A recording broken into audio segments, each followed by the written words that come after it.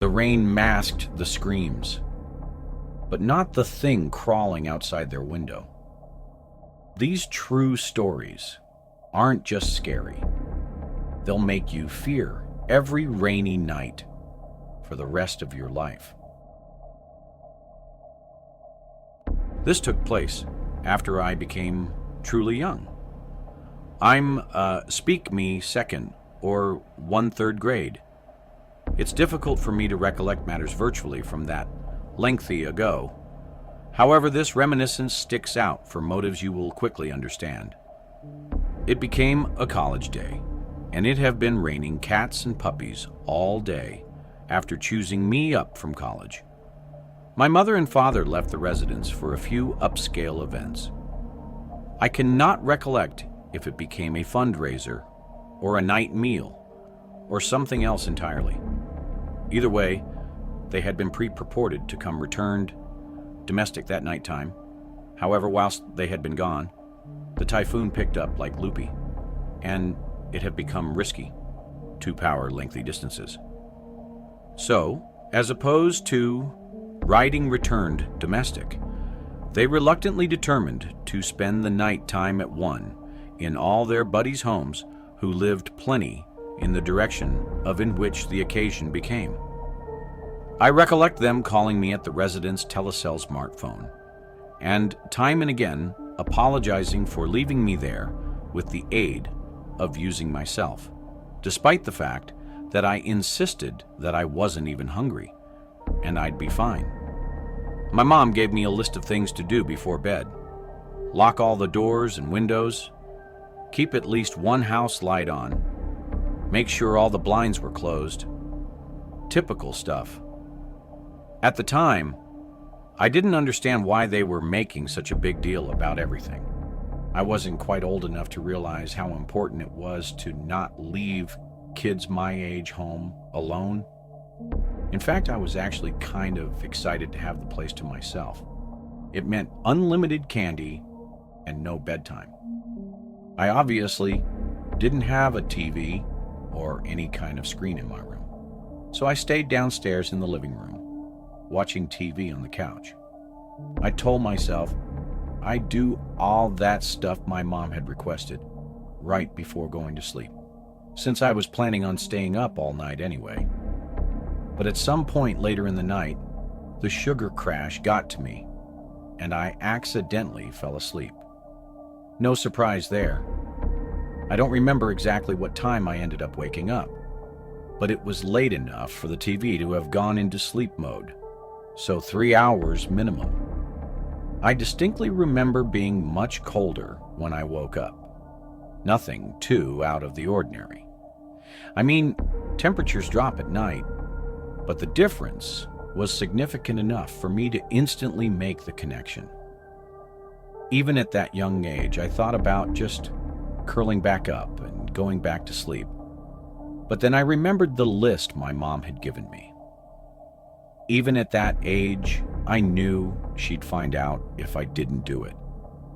And I really didn't want to get in trouble after she trusted me to stay home alone. So I forced myself off the couch and went to check the windows and doors. I went around and did everything she asked. Locked the front and back doors, closed all the blinds, checked the windows, even the light. Everything was shut tight, which confused me a little because the house still felt way colder than it should have. I even put my hand against a couple of the windows to make sure they weren't cracked open or something, but they were all sealed. I figured maybe the storm knocked out the heater or something, and I didn't think much more about it. That explanation made sense to me at the time, and I was so tired that I couldn't devote more energy to thinking about the heat. So I headed upstairs to my room, ready to crawl into bed and forget about it. When I got to my room, I finally realized just how bad the storm had gotten. Our living room is tucked into the center of the house, so I hadn't really been able to appreciate the storm from down there. My childhood bedroom has a big external window, though, so I could hear everything. The rain was slamming against the glass like it was trying to get in, and every minute or so there was a burst of lightning, followed by a deafening clash of thunder. I wasn't scared of storms at that age, but I do remember being concerned that a tree was going to fall in the house. That's probably why I had trouble falling back asleep, even though I had been dead tired not even 20 minutes prior. As I was lying there trying to fall asleep, I started picking up on these odd sounds. Every so often there were these weird creaking sounds, like shifting wood. Thing is, the entire floor is carpeted, so it couldn't have been coming from my room. At first I thought it was a tree swaying in the wind, but the sound didn't quite fit. Even then, I knew the general sounds associated with thunderstorms. This definitely wasn't one of them. It started bothering me after a while. For whatever reason, it wasn't the storm keeping me up. It was that stupid sound. But first, did you know that 98% of people who watch my videos aren't subscribed? That means you. And yes, I am speaking specifically to you. Probably aren't. So, now would be a great time to leave a like on the video and subscribe. Anyhow, I couldn't take it much longer, so I sat up and looked around the room, not really sure what I was looking for. I listened, trying to drown out the sounds of the storm and focus in on the creaking. Lightning flashed, illuminating the whole room. Everything looked normal, but my eyes were drawn to the only wooden thing in the room, the closet. The room went dark again, and I sat there, perfectly still. About a minute later, lightning flashed again, and my room was once again lit up for just a split second. And in that split second, I saw something that made me choke. The closet door was slightly ajar. It had been closed before. I was 100% sure of it. Something had opened it. There was something in my room. I didn't scream. I didn't speak. I didn't even think. I just got out of bed as quietly as I could and walked out of the room. That walk from the bed to the door felt like a 500-mile, 5-year journey. I immediately went downstairs and hid under the dining room table. Then, and only then, I started crying. I didn't know what else to do. There was someone in my house, in my room, and my parents were too far away to help me. I'm not sure how long I stayed under that table, but at one point I heard footsteps walking down the stairs. I held my breath, knowing that any sound I made could have ended my life. They weren't normal footsteps. It sounded like whatever it was jumping and pinballing down the stairs. The footsteps got closer. They were approaching the dining room table like they knew where I was hiding. I can't tell you how scared I was. I really thought I was going to die. And then from under the table, I saw them. I couldn't see their upper body, but 2 bare feet walked into view. 2 nasty, wet, and muddy legs that were tinted yellow. I couldn't tell if they were male or female legs.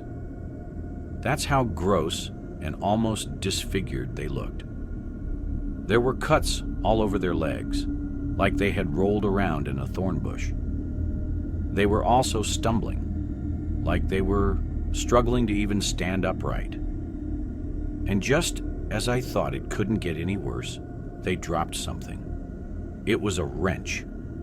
It clattered against the floor, and I'm telling you, it took every fiber in my being to fight back a scream. If that person bent down to pick the wrench up, they'd definitely see me. With wide eyes, I watched as that person stood still, not picking up the wrench, but not walking away either. It felt like a standoff where any wrong move could end my life. Eventually, they finally continued walking, and I couldn't see them anymore. I listened as the chaotic footsteps stomped and stumbled around my first floor for what felt like an eternity. And then finally, the front door opened and shut. They were gone. I stayed hidden under that table for a long time after that.